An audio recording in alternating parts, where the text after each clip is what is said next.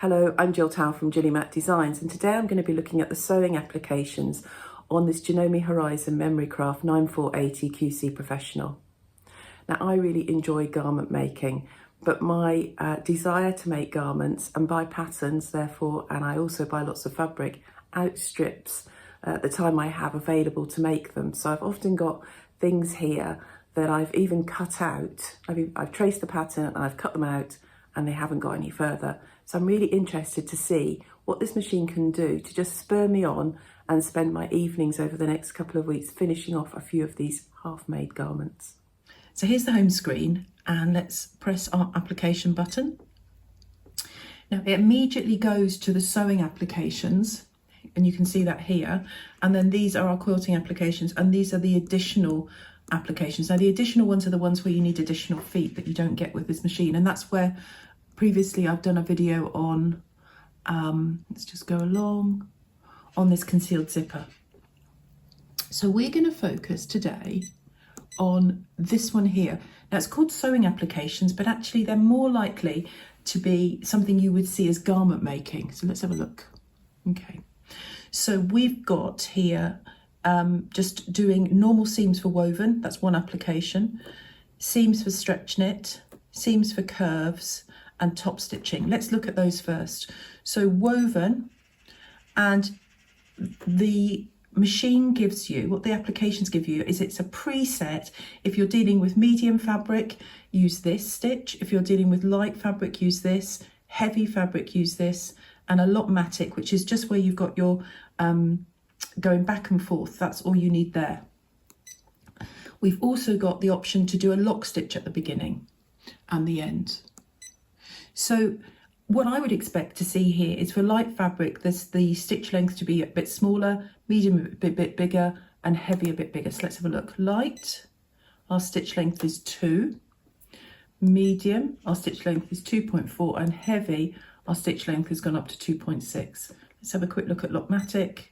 So it's picking the middle one. And let's just have a look here, lock stitch, again, it's picking the middle one. So that's a really good, quick way for you to sort of feel your fabric and know that you just go to medium, light or heavy, and you would get the right looking stitch, because what we're looking for is the stitch to look exactly the same whether you're using light, medium or heavy fabric. And what this application is doing is it's just giving you a little bit more thread. So if you've got slightly heavier material or medium weight material, so that all the stitches eventually look exactly the same. So let's go back and have a look at stretch knit. So here we've got exactly the same, and you can see I call this a lightning bolt stitch. So it's the stretch equivalent of a straight stitch, and we'll have exactly the same going on here. So this is for our light, this is for our medium, and this is for our heavy. Brilliant. Let's go back and have a look at our curve stitching. Now curve stitching, if you can imagine, if you were going to the extreme and you had massive long stitches, then it would mean that you couldn't really do a curve. Your curve would be almost like a dot to dot. So when you're doing curve piecing, you want your stitches to be a bit smaller. So let's see what happens here. So we've got curvematic, and we've got lock stitching. So the curve stitch, yes, it's brought our stitch length right down, and then the lockmatic is going to be with the backwards and forwards at the beginning. And the lock stitch just gives us the lock stitch at the beginning and the end. Brilliant. Top stitching, now quite often I'll increase my length for top stitching. So top stitching, yes. So it's great. It's just, it's almost taking away the knowledge I've gained over all these years of sewing, and it's put it into this machine to make it so much easier for somebody who's maybe not sewing as much as I am. It's in the machine. You don't need that knowledge because it's there for you, and you can gather it from there. Okay, rolled hem. Okay, and then you've got your rolled hem foot. And you can do it either straight or zigzag. Then let's go on. Over edge. Okay, so over edging fabric. Let me just go back and see. So with our over edging, we're going to use our foot M. Now the foot M is a brilliant foot that comes with so many of the Janome machines, and it allows you to do a sort of an edging stitch, and over the foot M, I don't know whether you can see here, it just has a couple of prongs there. And what that does is it allows your fabric, your stitch, to be pulled tight against the prongs and still form beautifully. Because normally what happens with stitches is when you're stitching in the middle of a garment, or not right at the edge of fabric, so if you're stitching a line of stitches, it stitches one stitch and then it moves on, and as it's stitching the next stitch, it pulls the first one tighter, and then you go on to the next stitch, so you're on stitch number 3 now, and then it's pulling stitch 2 tighter. So it's always pulling the stitch before tighter, and that works fine when we're in the body of the fabric. But over edging is on the edge of the fabric, where we're tidying it up so that it doesn't unravel later on, maybe when you're washing it. So because you're on the edge, if you've got nothing to hold your stitch in place, so that's why these little prongs are here. So you could use just a normal foot, but you would not get neat stitches. It would look all a bit of a mess. So these M feet are absolutely amazing, and it gives you different options here. So you've got 2 layers stitch 1, 2 layers stitch 2, 2 layers stitch 3. Okay, different options for what you can do. Let's have a look. Probably now have a stretch one. Brilliant. So this is for our stretch, different stitches for our stretch knits. So a knit fabric is anything with stretch is what we're talking about. Here, over edge for heavy fabric. So that could be maybe denim or curtain fabric, or I've actually got I've just bought some more fabric. Oh goodness, it's like very open weave. I'm going to make a jacket, and it will be more like a sort of a Chanel-like, sort of Chanel collarless jacket maybe. And that's got such an open weave that I'm going to have to over edge it so that it doesn't unravel. And this would be the type of thing I would use. So I'd have a look and decide. I'd have a little play and decide with some of the offcuts which one looked best. Let's go back. Blind hem, so it gives you an option for woven and an option for stretch. Blind hemming, really useful. Things like, where you've got a lot of hemming to do, maybe a circle skirt, maybe certainly on homewares, I use it a lot. So you can do it on both woven and stretch. You've got your options. Now, shell tuck, I'm going to do an example of shell tuck because it's not something I do very often, and I'm really excited to have a go. So we'll come back to that one. Lap zipper, so if you were doing in them in trousers. Pouch zipper, I've done a little video on this for you, so we've done a video on that application. Let's go on. Gathering, so very often you'll be needing to gather. Okay, let's have a look at the gathering foot. So we've got a foot A, and it's just going to give you long stitches in order to gather, so that's useful to know. So again, if your pattern asks you to gather, you can go straight to this application. E-stitching, so for around the armhole, again, it provides you with your arms, your sleeve is always going to be slightly bigger, normally about 1/2 inch to 3/4 inch bigger than your the hole it's going into on your arm at the top of your bodice. And you just ease around. So you've now got, normally you ease stitch between your notch at the front and your notch at the back. And this gives you the perfect stitch to each. And you would normally do 2 lines of stitches and then slightly gather it, just slightly. Basting. So now basting is often called tacking, but this is for a light touch, just holding something together temporarily. Okay, here we've got our automatic, which is really nice, a really long stitch. Now here, this is really interesting. You use your PDH foot, which is a hopping foot, so like a darning foot. What it does is it'll do 1 stitch and then you move the fabric along, because obviously you've dropped your feed dogs, and then it'll do another stitch and then you move your fabric along. So it's really useful if you wanted to hold together layers of like a quilting sandwich. It would be a great thing to practice to do this, to instead of using maybe glue to temporary glue to hold them together, you could use this to hold your quilting sandwich together. You could do it for a whole quilt as well. So it's a really useful long stitch that you're controlling, and it's all done with the feed dogs down. Buttonholes, so buttonhole lever down and off you go. I enjoy buttonholes. So you've got some medium to heavy fabrics, fine to medium, fine fabrics, heavy fabrics, ooh, knit fabrics, antique style, my goodness. So we've got lots of options there. Buttons, I tend to hand sew my buttons on, so but you've got some options here for buttons. Tacking, so again, sometimes we use basting and tacking the same, but in this instance, tacking is where you're doing the bar tacks at the end, so you're using them for strengthening, okay?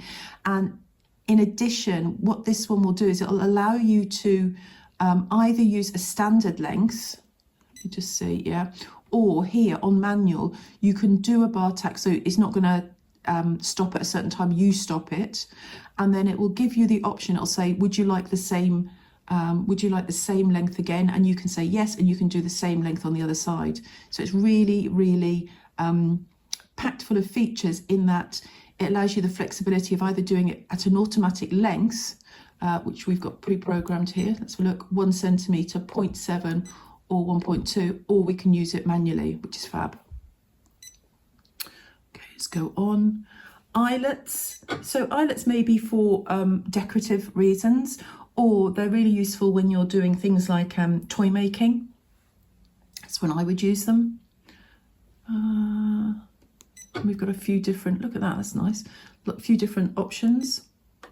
Smocking, now that's not something I do very often, and so it's something I am going to share with you now. I'm going to do a little sample.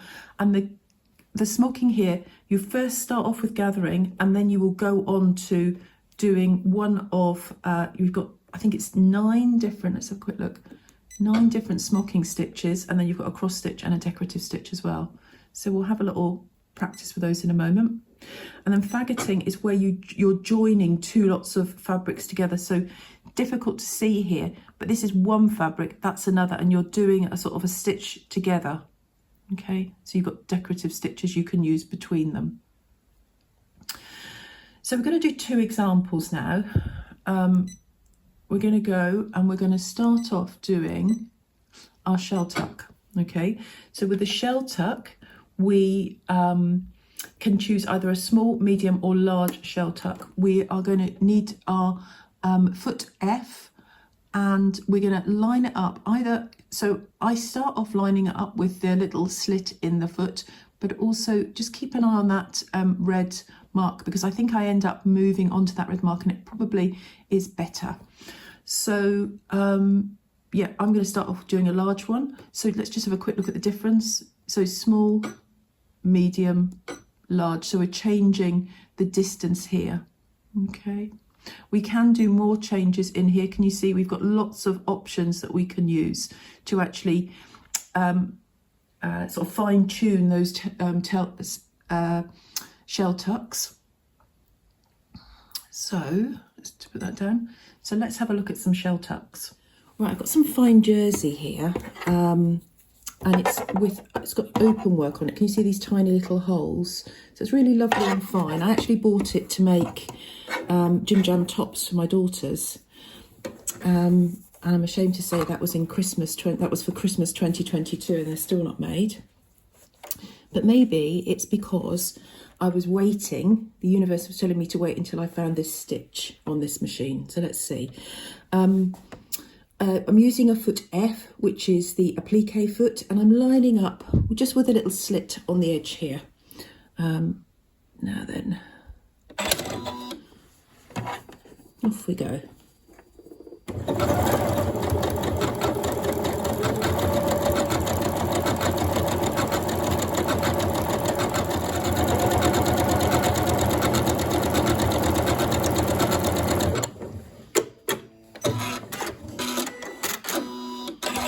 See, look, Isn't that nice?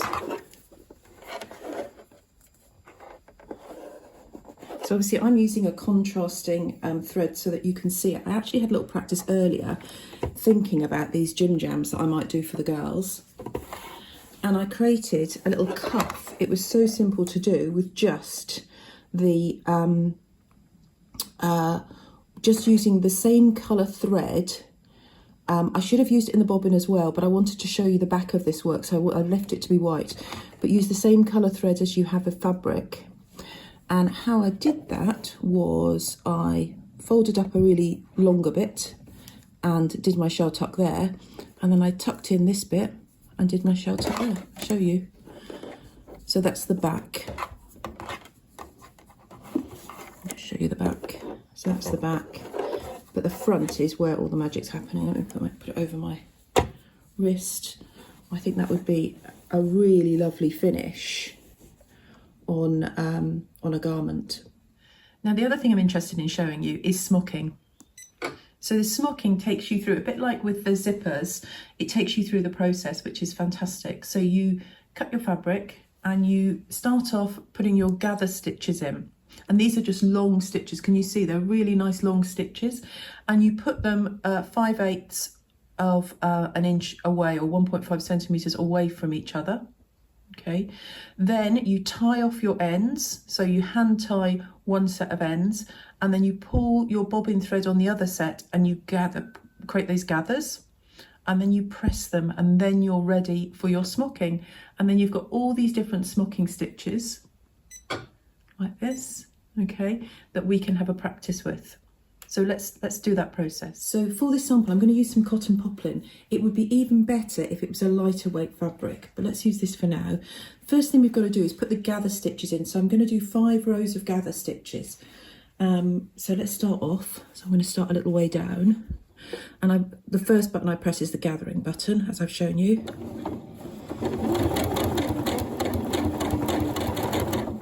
Now when we get to the end, we want to leave the tails long, so just needle up, pull out, cut off, and then we'll do another row. Now this row needs to be 5/8 away. So as we come in, if you just line up, just here, you can see the 5/8 line. You might not be able to see it, but I'm lining up my stitch, my first set of stitches on that line. Foot down, needle down, next one. So after I start, I can't actually see that 5/8 line, but I can see the distance between my last one, and I just keep that even. Now next I have to tie off one set of ends. So these ends here, I'm going to put in a double knot. Okay, so each one I double knot, and then on this end, I'm going to start to pull the bobbin threads and gather up. Now I have done that so that we can do it a little bit quicker. So you can see this one's all gathered up, and you can see how much smaller it is once it's gathered. So now we can go through and we can decide which of our smocking stitches 1 to 9, or the cross stitch or the decorative stitch we want to put in. So I'm going to do a little mixture. I'm going to use some pink thread, so I'm going to rethread with some pink and then have a go with a few of these smocking stitches. So to do the smocking stitches, I've changed to foot F, and I have chosen to do smocking stitch 1 to begin with, and we're just going to do these smocking stitches in between the lines, the gathering lines. Okie dokie, off we go.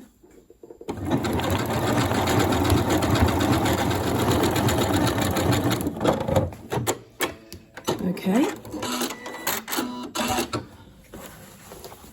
That's our first line done.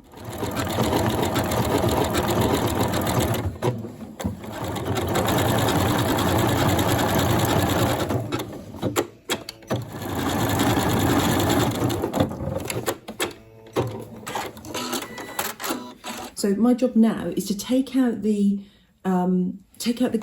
original gathering stitches. Then I'm going to give it a press, and I'm going to put a border on it, just either side, because we would normally have this smocking maybe in the centre panel of a dress, and it would have a border on it. So I want you to see what it looks like when it's sort of a sample that's been finished off a little bit better. So here are our results. So we have some smocking, and it's got a little bit of give in it now, which is brilliant. I've taken out all the gathering stitches and we've just got our 4 rows. You can see them now, our 4 different rows of smock. It looks really good actually. So I'm going to work out how I can, without buying any more material of course, how I can incorporate this in some of my dressmaking projects. But the whole process this morning of spending time playing with the applications has definitely meant that I'm going to be spending more time with my sewing machine finishing off some projects now. Hope you've enjoyed it. Enjoy your sewing.